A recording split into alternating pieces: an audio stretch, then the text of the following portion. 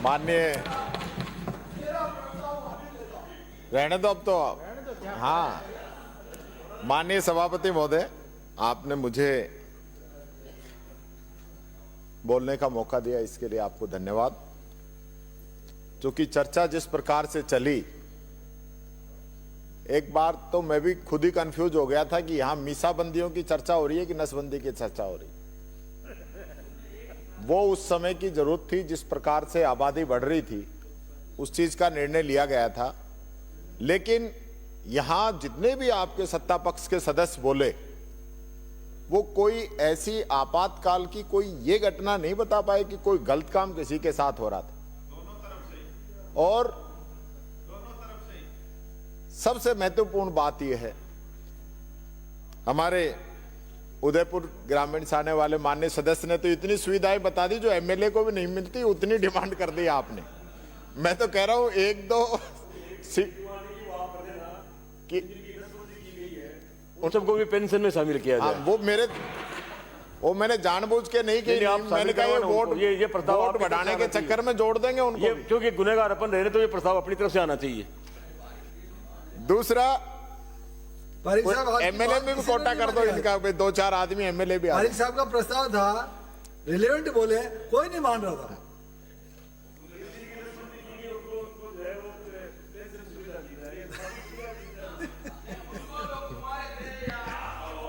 अर्जुन जी कहीं आप चपेटे में तो नहीं आ गए? आप सबसे ज्यादा इस मामले पे ध्यान है आपका। देखिए, आज जो आप बोलना चाह रहे थे वो बोल ही नहीं पाए। जिस विषय पे आज चर्चा हुई, और सीधी सी बात यह है कि आपातकाल लगा और जिन लोगों ने सरकार का विरोध किया, वो आप लोगों की पार्टी के थे, आपके साथ थे। उनको आपको पेंशन देनी है, मेडिकल की सुविधाएं देनी है, उसके लिए बिल आप लेके आए हो। और इसी प्रकार से, यानी आपके एक माननीय सदस्य जिनगर साहब, सभापति जी, आप तो कह रहे थे सारी जेल हम लोगों ने भर दी, और अनीता बघेल जी कह रहे थे 1200 ही लोग हैं हमारे। तो ये इतना, हाँ तो पूरे देश में तो राजस्थान की भरी होंगी, अपनी खाली थोड़ी रहती। पर कहने का मतलब ये है कि शब्दों का चयन तो ऐसे करो किसी के समझ में तो आए, मामला जमे तो सही। आज जो इंदिरा जी को, हम सब लोगों को पहले जो है निशाना इंदिरा जी की तरफ। इंदिरा जी ने आपातकाल के समय जो किया, आप सब लोगों ने जो बातें कही, अगर वो सही होती तो 80 के अंदर प्रचंड बहुमत के साथ वापस नहीं आती। आपातकाल पे इस देश की जनता ने मोहर लगाई और उन्होंने वापस इंदिरा जी को देश की सत्ता सौंपी। इंदिरा जी ने जो देश के अंदर, देश को आगे बढ़ाने के अंदर जो योगदान दिया, अभी मंत्री जी कह रहे थे 92,000 सैनिक, पाकिस्तान के 92,000 सैनिक घुटनों के बल टिका दिए, पाकिस्तान के 2 टुकड़े कर दिए, परमाणु विस्फोट कर दिया, अमेरिका का 8वां बेड़ा वापस भेज दिया, और 7वां होगा, 7वां बेड़ा वापस भेज दिया। और आज हमारे लोग बेड़ियों में जकड़ के आ रहे हैं। कल का अखबार पढ़ना, कल के अखबार में आया है कि 10 साल के अंदर 193 नेताओं पे केस दर्ज हुए हैं, 193 पे, और 2 को सजा हुई है, मात्र 2 को। तो वो इमरजेंसी अच्छी थी या आज की इमरजेंसी अच्छी? आज चुनी हुई सरकारों को गिराया जा रहा है, प्रेस की स्वतंत्रता के अंदर हमारे देश की रैंकिंग नीचे आ रही है, यहां पत्रकारों को राजस्थान के अंदर भी जेलों के अंदर डाला जा रहा है। यह इमरजेंसी है या वो इमरजेंसी अच्छी थी? वो इमरजेंसी संविधान के तहत लागू की गई थी, और आज जो अघोषित इमरजेंसी चल रही है, कोई बोल नहीं सके, कोई बात नहीं रख सके, यह स्थिति इस देश के अंदर पैदा हो गई। आपने नोटबंदी लागू कर दी।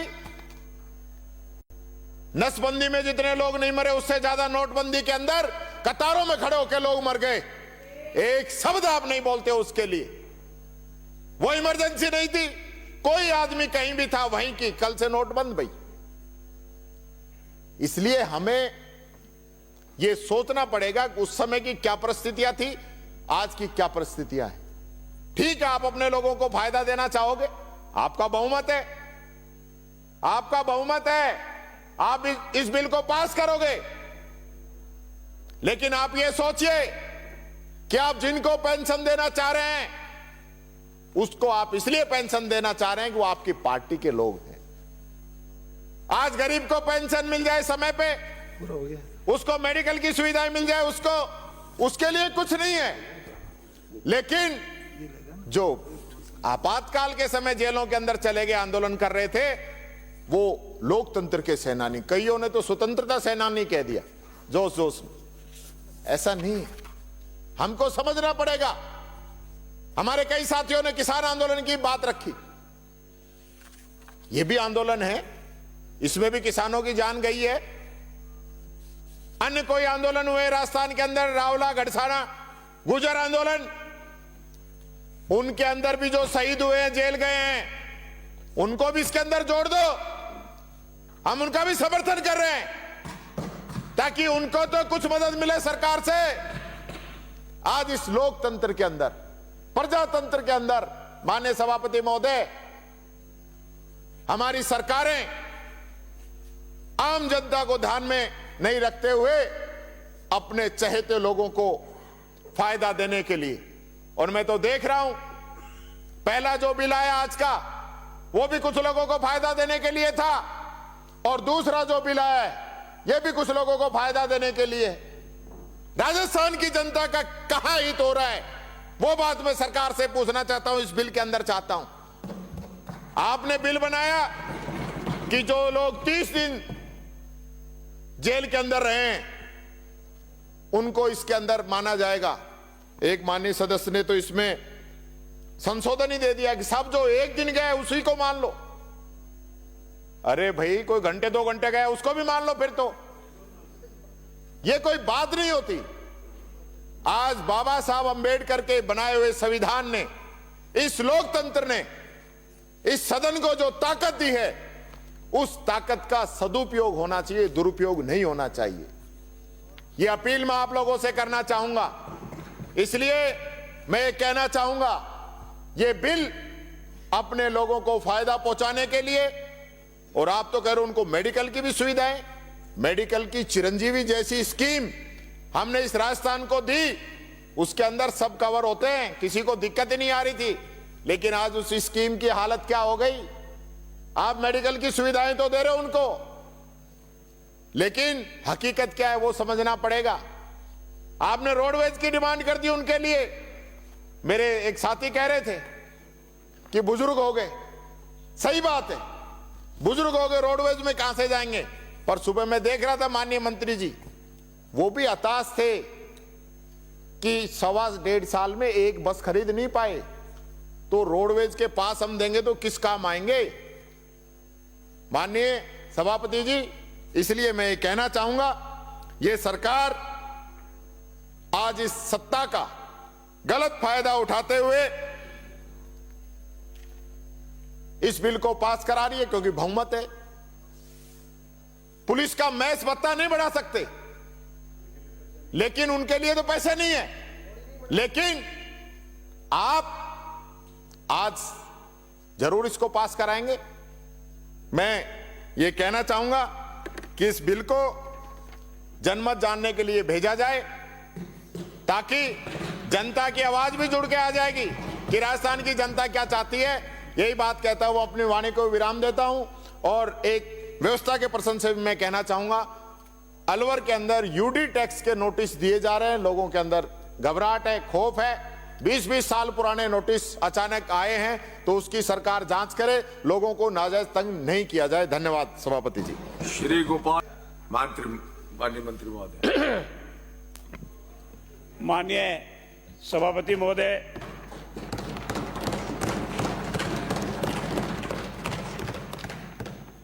राजस्थान विधानसभा के इस पवित्र सदन में और जब से लगाकर विधानसभा का मंत्री जी, अध्यक्ष महोदय, मैं प्रस्ताव करता हूं सदन का समय आज की कार्यसूची पूरी होने तक के लिए बढ़ाया जाए। एक सेकंड केवल, मेरा सभी माननीय सदस्यों से आग्रह है, संदेश है, निर्देश है, कुछ भी उसको समझें। अपने पास एक किताब सबके पास है और जब इसमें विधेयक कोई आता है और हमारा नाम परिचालन के लिए आता है, हम उसमें इस पर लिखा है कि केवल विधेयक के अराउंडिंग ही सराउंडिंग ही बोल सकते हैं। तो किसी ने भी इधर उधर की बातें की होंगी, चाहे विपक्ष से की है चाहे पक्ष से की हो, वह कभी भी उसमें रिपोर्टिंग में रिकॉर्ड में नहीं आती है। अपन should be around this one. ये कहीं तो मैं नियम ही कोट कर दूं।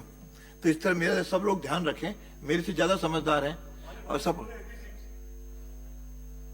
86 नियमों में 86 में बिल्कुल क्लियर लिखा हुआ है। हाँ। और मैंने ये व्यवस्था का आपसे उठाया था माननीय अध्यक्ष महोदय, मैंने व्यवस्था का आपसे उठाया था। व्यवस्था पर नियम ये है कि व्यवस्था पहले हो, व्यवस्था उसके बाद आगे सदन चलेगा। मेरी व्यवस्था पे कोई रिप्लाई नहीं दिया गया, जबकि मैंने व्यवस्था का प्रश्न उठाया था कि जो कुछ भी आपको करना है सब्जेक्ट पे कन्फाइन करना पड़ेगा। बिल के कन्फाइन के अलावा आप एक शब्द भी नहीं बोल सकते इधर उधर। स्पष्ट लिखा हुआ है, कोल सख्तर में लिखा हुआ है। चलिए हो गया, मैंने बता दिया, मैंने दे दिया। अब अपन अभी मेरा जो व्यवस्था था वो तो प्रश्न था। अभी माननीय गोपाल शर्मा जी को आपने बोलने की इजाजत दी। गोपाल शर्मा जी ऑलरेडी बोल चुके हैं और बोलने के बाद में उनका नंबर जो है, दूसरी बार गोपाल जी शर्मा का पहले नंबर आ चुका। मैंने माननीय उसके बाद फिर जो है वो कह रहे हैं कि मैं अपना प्रस्ताव दूंगा। प्रस्ताव पे नहीं बोल करके पूरी डिबेट बोल रहे हैं। इसमें व्यवस्था बहुत स्पष्ट है। आज तो अपने में से कई नए लोग भी होंगे विधेयक के पारित करने के। जब कभी कोई विधेयक आता है, मंत्री जी विधेयक को वहां पुरस्तापित करते हैं। उसके बाद जिन्होंने परिचालन के लिए नाम दे रखे हैं, केवल वही उस क्रम में बोलेंगे। उसका माननीय मंत्री जी उत्तर देंगे, फिर खंडशः उस पर विचार होगा। जब सारे खंडशः हो जाएं, फिर अंत में वाचन 3, उसमें कोई सदस्य यदि अध्यक्ष को बताता है और अध्यक्ष अनुमति देता है तो वह उसको बोल सकेगा, अदरवाइज नहीं। उसके जिनके नाम इसमें, उसके अलावा कोई नहीं बोल सकता। यदि इसमें कोई एक बार बोल लिया, वह दोबारा नहीं बोल सकता। उसको करूंगा मैं, देखता हूं उसको, मैं देखता हूं उसको। तो बोल चुका वो आदमी, उसका विलोपित हो, उसको मैं देखता हूं। बोले नहीं बोले गोपाल शर्मा, ये आप नहीं बोलो, पहले वाले बिल पे बोले थे, उस बिल पे बोले थे, इस पे नहीं बोले। इस पे पहली बार बोले हो, उस बिल पे बोले थे। क्या हुआ, क्या हुआ, क्या हुआ? नहीं है नाम इसमें जो है, नाम नहीं है उसमें। स्वतंत्रता सेनानी में नहीं है उसका, इसमें नाम नहीं है, इसमें नाम ही नहीं है साहब। नहीं। उसके बाद जो है ना, देखो इसमें तो नाम नहीं है, लेकिन उसके बाद इन्होंने दिया प्रवर समिति को दिया जाए, उससे बोल करके फिर उससे अपन उसका कराएंगे वोटिंग। इस पे फिर वोटिंग करूंगा। ये है इस पे। चलिए अब माननीय आचार्य हो गया, माननीय मंत्री जी। माननीय अध्यक्ष महोदय, मैं आपका आभार व्यक्त करता हूं कि आज राजस्थान के इतिहास में, इस पवित्र सदन के इतिहास में एक इतने महत्वपूर्ण विषय पर अनेक माननीय सदस्यों ने राजस्थान लोकतंत्र के सेनानियों का सम्मान विधेयक 2024 पर अपनी बात कही और इसमें करीब 24 माननीय सदस्यों ने हिस्सा लिया। अब विषय और विषयातंत्र भटक कर किसी ने बात कही, वो आपके संज्ञान में है, लेकिन मैं उन सबको धन्यवाद देता हूं जिन्होंने विषय अंतर्गत बात कही, इस बिल के संबंध में बात कही, और मैं उनको भी धन्यवाद देता हूं जिन्होंने बात तो कुछ और कही, मन में कुछ और था, किया कुछ और है और कह कुछ और रहे हैं, उनको भी धन्यवाद देता हूं। मित्रों, याद करो वो दिन। आज आप कुछ बोल सकते हैं, बोलने का अधिकार है, और आपको ये अधिकार आपकी जनता ने दिया है। आपके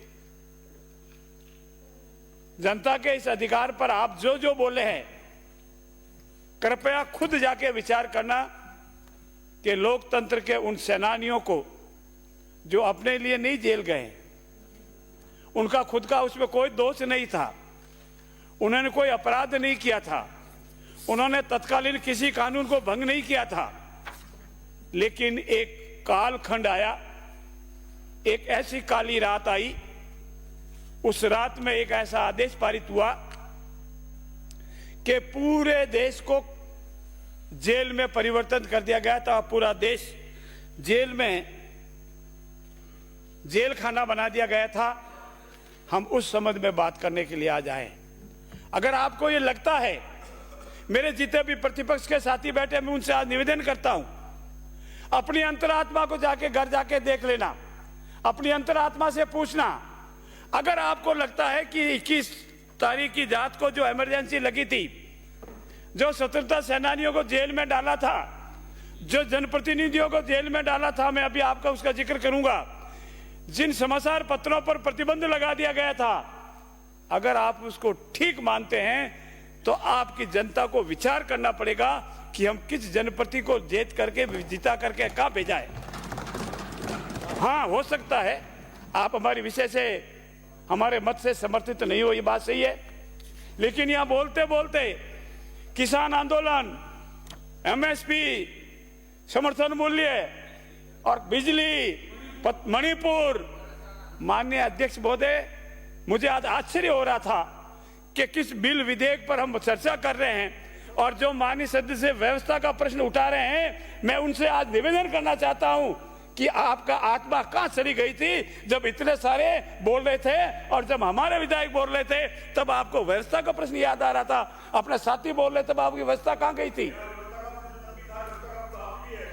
व्यवस्था का प्रश्न। माननीय अध्यक्ष महोदय, मेरा यह भी निवेदन है, स्कोप ऑफ डिबेट 86 पेज पे आप देखिए। मेरा निवेदन यह भी है, बार-बार क्या ये मेरी व्यवस्था कि ये माननीय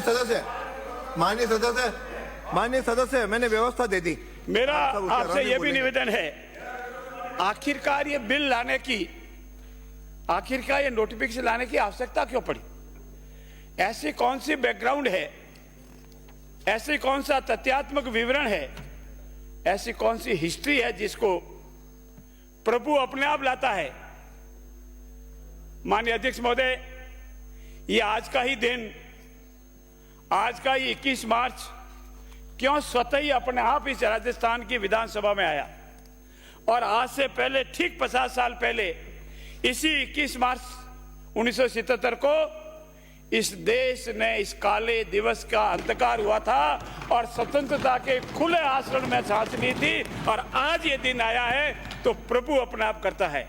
और जो प्रभु को नहीं मानते हैं, जो उसमें विश्वास नहीं करते हैं, उनको ऐसा ही सबक मिलता है जैसा अब मिला गया है। माननीय अध्यक्ष महोदय,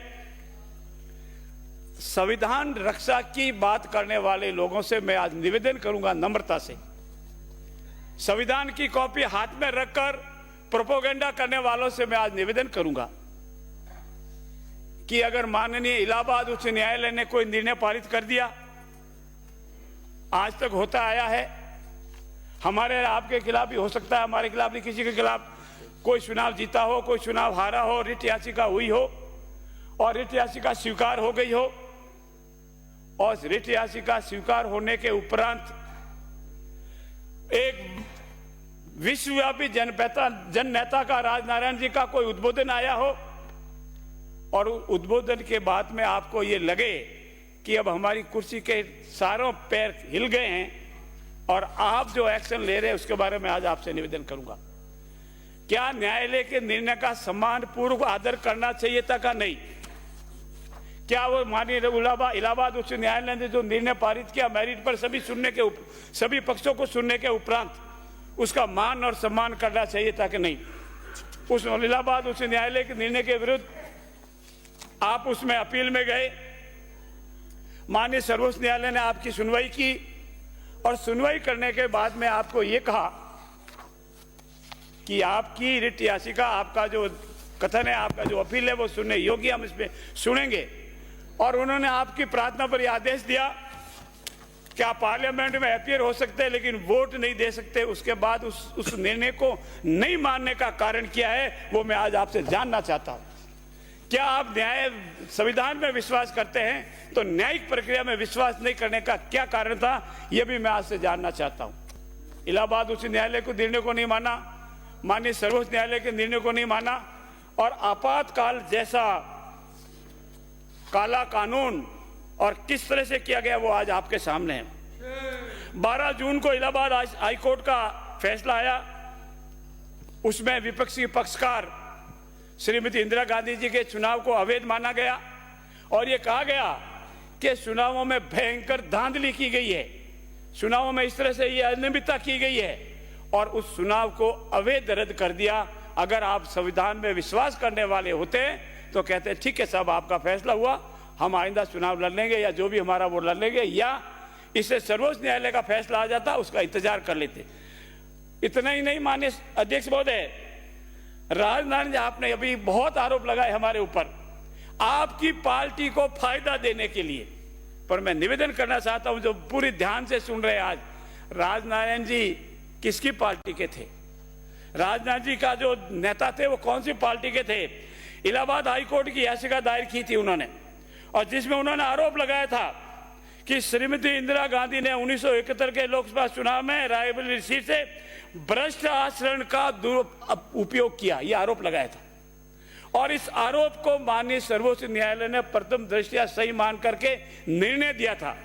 मैं आपसे जानना चाहता हूं, क्या उसके बाद भी आप कहोगे संविधान की रक्षा करने वाले लोग हैं?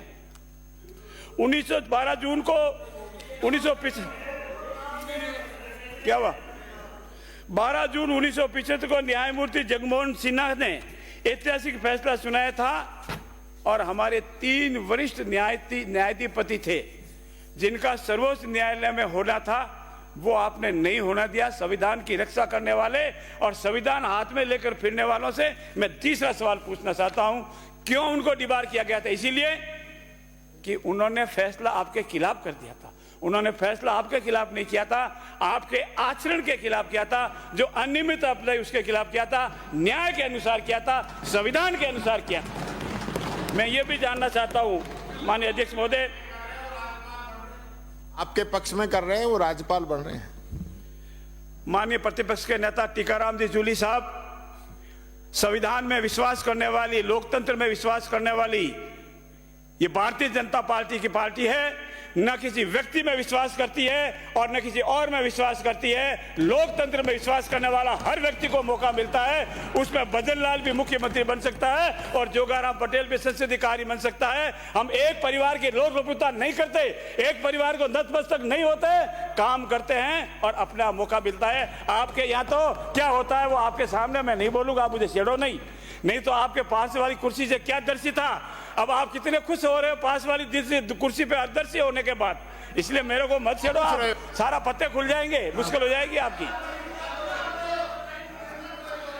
मेरा दूसरा निवेदन यह भी है माननीय अध्यक्ष महोदय, प्रधानमंत्री पद छोड़ने का आदेश नहीं दिया लेकिन उनकी वैधता पर सवाल उठाए और उसी के कारण जो आज की हमारी न्यायपालिका में वीआर कृष्ण अय्यर जैसा जज, और उन्होंने फैसले में दिया स्थगन आदेश, जैसा मैंने उसका जिक्र किया अभी आपके सामने।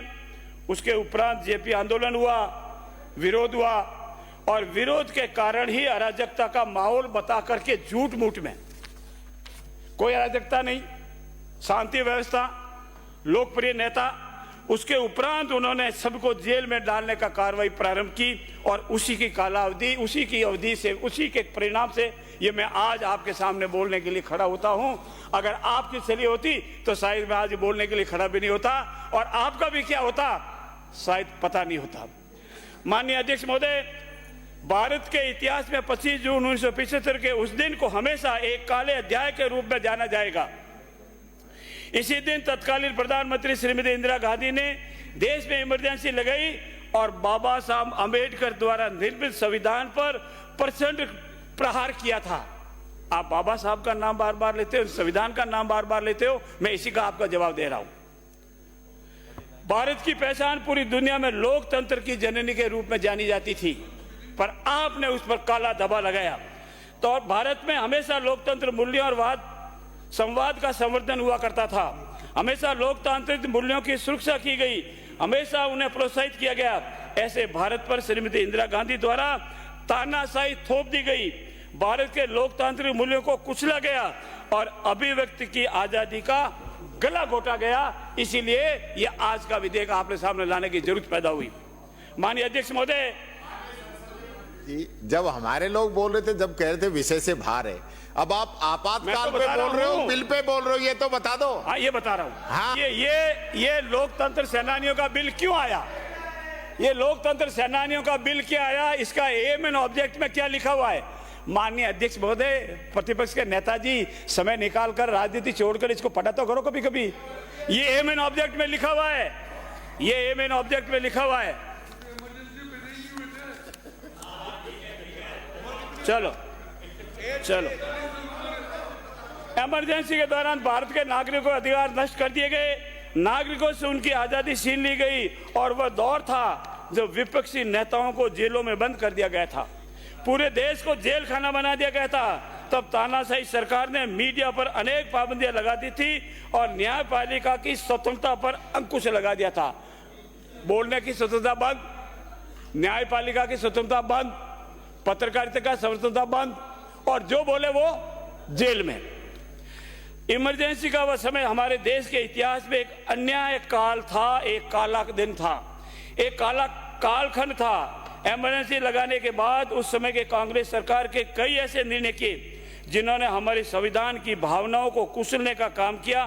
क्रूर और निंदनीय maintenance of international security act यानी मिसा लगा दिया।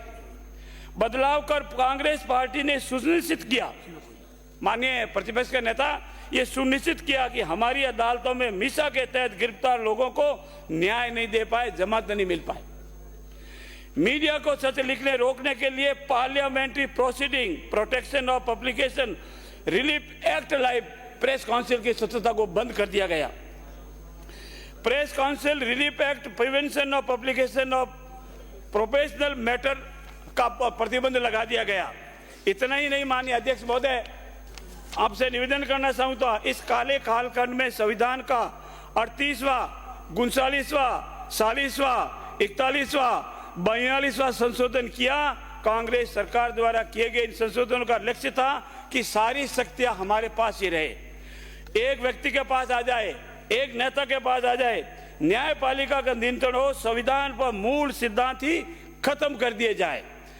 ऐसा करके नागरिकों के अधिकार को दमन किया गया और लोकतंत्र के सिद्धांतों पर आघात किया गया। और इसीलिए माननीय अध्यक्ष महोदय, ये उस वक्त के जो स्वतंत्रता सेनानी हैं, उन्होंने जो त्याग किया, तपस्या की, उसी के परिणाम है कि आज हम जीवित हैं और बोल रहे हैं।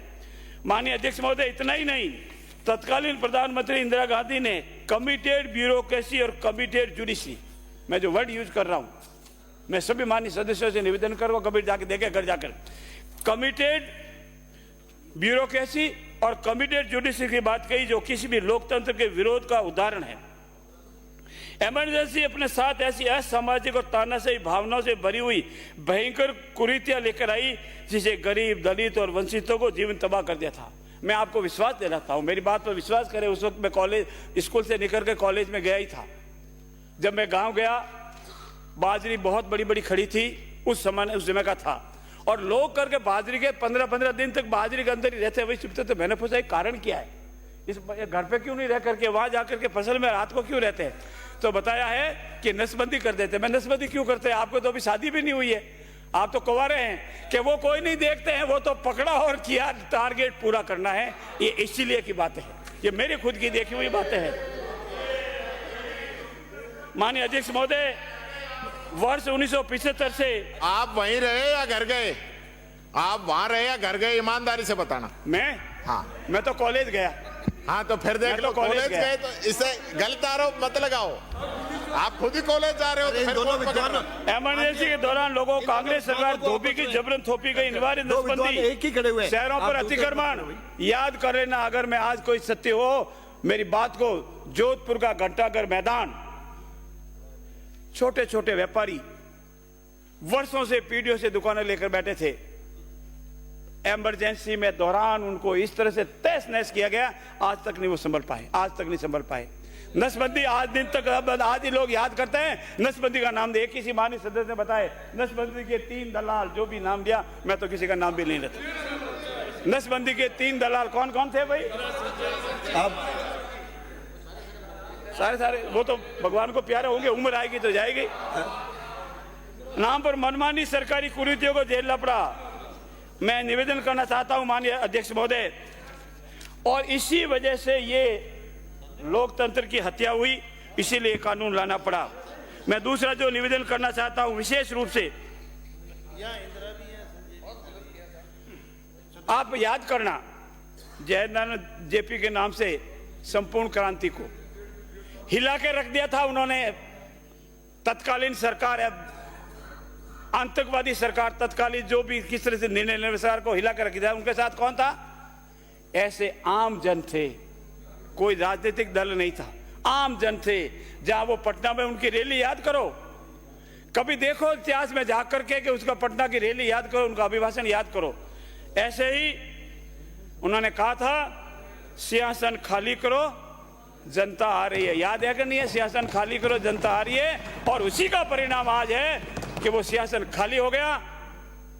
वो जो भी परिणाम हुए वो भुगत लिए। आपको याद होगा कि अभी आपने कहा था कि प्रचंड जीत के साथ श्रीमती इंदिरा गांधी 1980 में वापस आई थी। याद करो दिन 1977 में पूरे उत्तर भारत में सिवाय एक नाथुराम जी मिर्जा के सिवाय पूरे उत्तर भारत में आपका चूपड़ा साफ हो गया था। वो क्यों नहीं याद करते? वो भी बता रहा हूं, अभी तो क्या, अभी तो शुरू हुआ हूं। जयप्रकाश नारायण जी इंदिरा गांधी की तानाशाही के विरोध करने का नारा दिया। यह संपूर्ण क्रांति का प्रमुख आंदोलन का रंग बना था। मित्रों, माननीय अध्यक्ष महोदय, यदि सरकार मुझे गिरफ्तार, उन्होंने क्या कहा था? यदि सरकार मुझे गिरफ्तार करना चाहती है तो मैं इसके लिए तैयार हूं, लेकिन मैं लोकतंत्र को मरने नहीं दूंगा। मैं लोकतंत्र को, यह है जयनारायण जी का कहा हुआ नारा। अटल बिहारी वाजपेयी थे, तत्कालीन विपक्ष में थे, और उन्होंने बोलना शुरू किया तो क्या कहा था? याद रखो, भारत माता की जय बोलना अगर अपराध है तो मैं ये अपराध बार बार करूंगा। और हम भी आज कह रहे हैं भारत माता की जय बोलना अपराध है तो हम बार बार करेंगे, भारत माता की जय बोलेंगे। तानाशाही का आपातकाल के दौरान वाजपेयी जी को भी गिरफ्तार किया, जेल में डाला गया।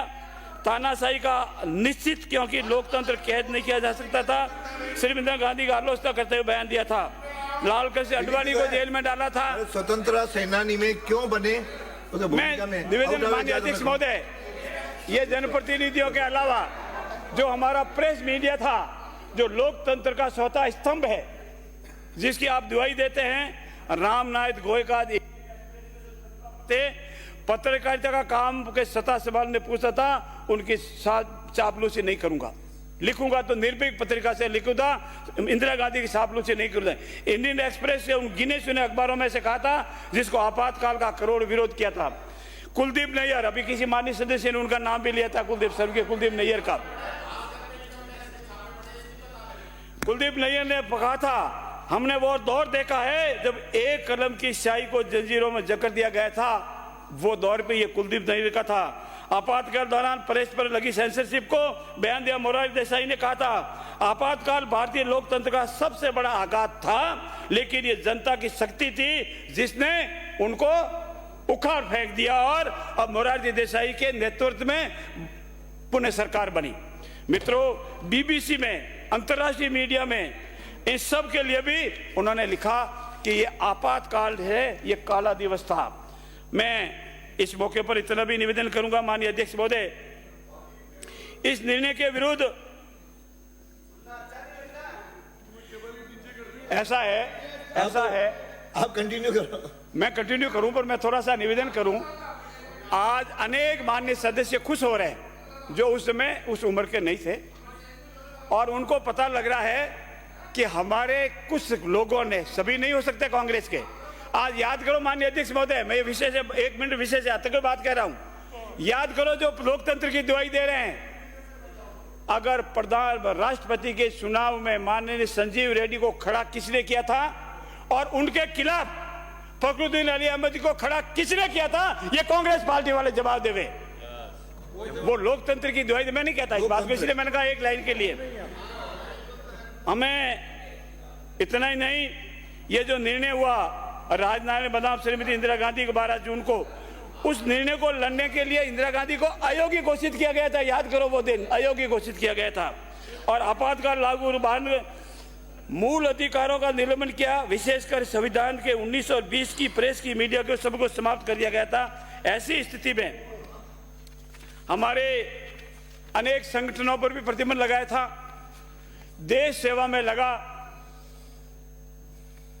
सिर्फ राष्ट्र निर्माण की बात करता है, राष्ट्रीयता से ओतप्रोत जो संगठन है वो विश्वव्यापी संगठन है, जो किसी राजनीतिक दल से कोई संबंध नहीं रखता है, सिर्फ राष्ट्र प्रेम और देश प्रेम की भारतीयता की बात करता है। ऐसे हमारे राष्ट्रीय स्वयंसेवक को भी प्रतिबंध लगा था, लेकिन सरकार ने उसके खिलाफ अपना प्रचार नहीं छोड़ा।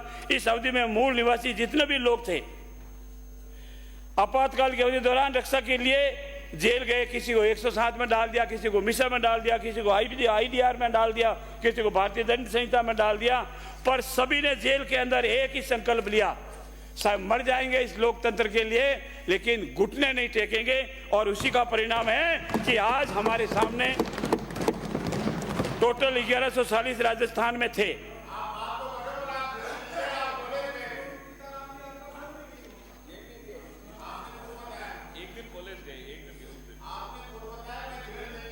मैं कॉलेज गया था। मैंने जेल की बात ही नहीं की। मैं तो आपके इमरजेंसी में जो नसबंदी में रात को फेलों में सो रहे थे उनकी बात की है। और मुझे पूर्ण विश्वास है आप ही कहीं न कहीं किसी फसल में छुप करके बचे होंगे, ये मेरा पूर्ण विश्वास है, नहीं तो आप भी अंदर ही होते। तो ये मुद्दे से नहीं भटकने वाले। चलो नेता प्रतिपक्ष कितनी कोशिश करो, ये मुद्दे से नहीं भटकने वाले। आप मुद्दे पे बोलते रहो। राज्य में वर्ष 2008 में हमारी सरकार ने 12 सितंबर 2008 को प्रथम बार लोकतंत्र सेनानियों के सम्मान देने हेतु राजस्थान मिसा वो DRI बंदियों को पेंशन के नियम बनाए 2008 में। और आपने क्या अभी बताऊंगा। तत्कालीन कांग्रेस सरकार ने मंत्रिमंडल की आज्ञा 38/2009 द्वारा दिनांक 16/9/2009 को राजस्थान मिसा और DRI पेंशन बंदियों का निरस्त कर दिया। क्या कारण था, क्या आधार था, क्यों किया? सिर्फ इसीलिए कि ये लोग लोकतंत्र के सेनानी हैं। इन्होंने भयंकर तकलीफ सही है, जेल में रहे हैं, प्रेस की आवाज उठाई है, आजादी की आवाज उठाई है, लोकतंत्र की आवाज उठाई है। इसीलिए ना साथ ही साथ सेनानी नियम 2000 निरस्त करने का निर्णय लिया गया। तत्पश्चात हमारी सरकार ने आदेश दिनांक 14/3/2000 से इन नियमों को पुनः दिनांक 1/2/4 से प्रभावी किया गया। माननीय अध्यक्ष महोदय, ये DRI बंदियों को पेंशन 2008 में 3 बार 4 बार थोड़े से जो डेवलपमेंट हुए। 28/2/2014 को लोकतंत्र सेनानी व दिवंगत लोकतंत्र सेनानी की पत्नी पति को 12,000 रुपये मासिक पेंशन का प्रावधान एवं रुपये 1200 चिकित्सा सेवा नगद देने का और 30 अप्रैल 2014 तक प्राप्त आवेदनों पर 1 जनवरी 2014 से पेंशन लागू की गई। उसके बाद 28/12/2017 14 के बाद सीधा 17 लोकतंत्र सेनानी के संबंध में शासकीय अभिलेख उपलब्ध न होने पर स्वयं का शपथ पत्र मान्य किया, लेकिन उसके साथ निरुद्ध रहे 2 निशाबंदियों द्वारा आवेदक के कैद में रहने की अवधि तक युक्त प्रमाण पत्र व लोकसभा विधानसभा के भूतपूर्व वर्तमान सदस्य का प्रमाण पत्र साथ लगाने पर सफिशिएंट मान लिया।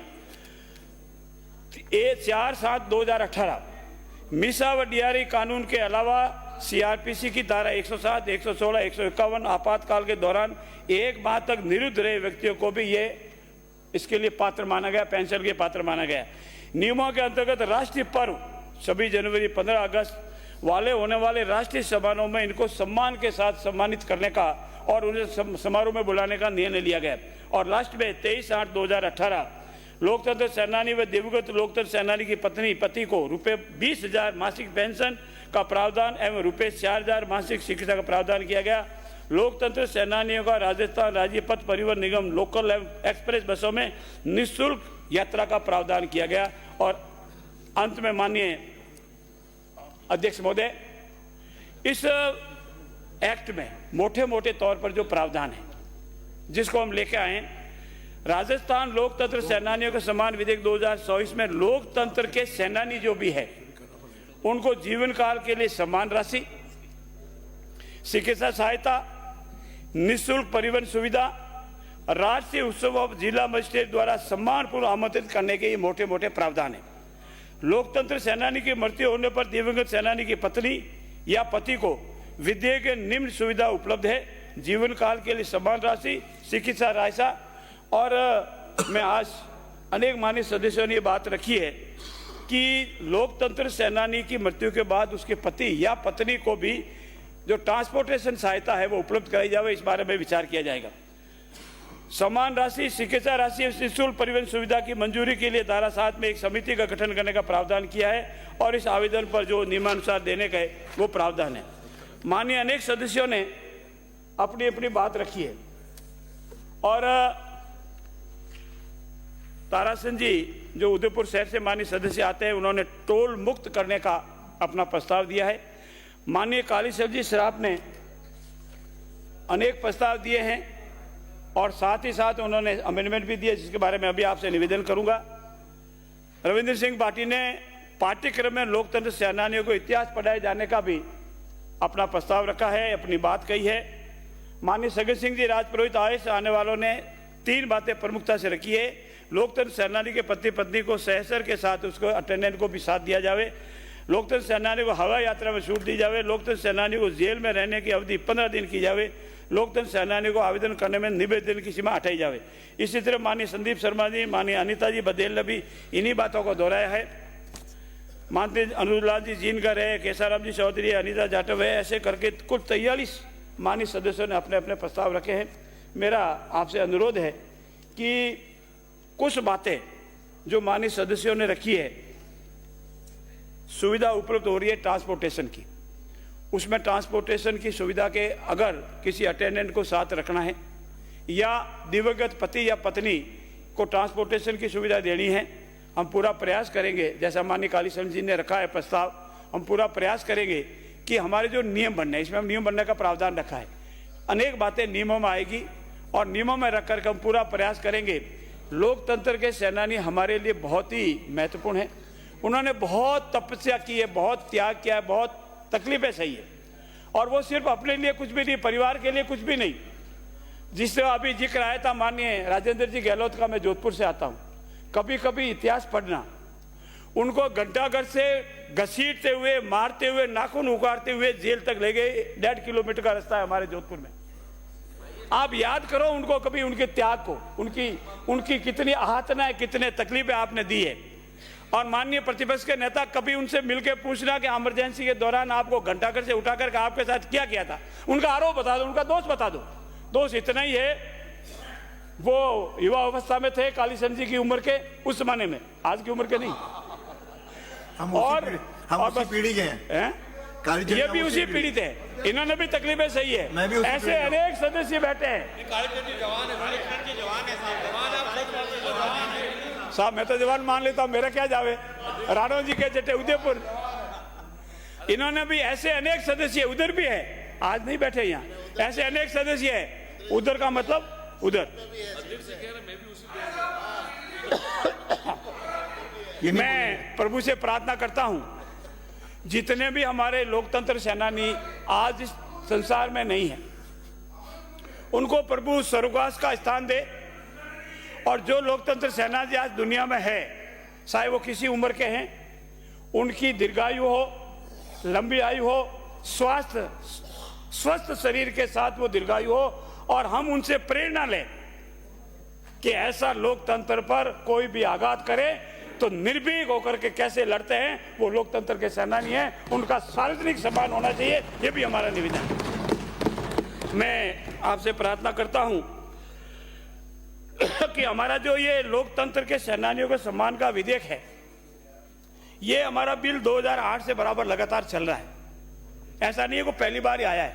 बीच में कांग्रेस ने इसको विड्रॉ किया था, हमने इसको वापस लागू कर दिया। इसलिए माननीय अध्यक्ष महोदय, मेरा आपसे अनुरोध है कि ये बिल में जो जनमत जानने का प्रस्ताव जिन्होंने भी अपने वापस ले लिया, जिन्होंने नहीं लिया है, उनका कोई औचित्य नहीं है। सिर्फ राजनीतिक द्वेषता से बोलने के लिए बोले हैं, उनको समाप्त किया जावे। और जहां तक अमेंडमेंट का प्रश्न है, वो स्टेज आएगी तो मैं आपसे निवेदन करूंगा। आपका बहुत बहुत धन्यवाद। प्रश्न ये है कि राजस्थान लोकतंत्र के सेनानियों का सम्मान विधेयक 2024 को जनमत जानने हेतु परिचालित किया जाए। जो पक्ष में वहां कहें, जो विपक्ष में ना कहें।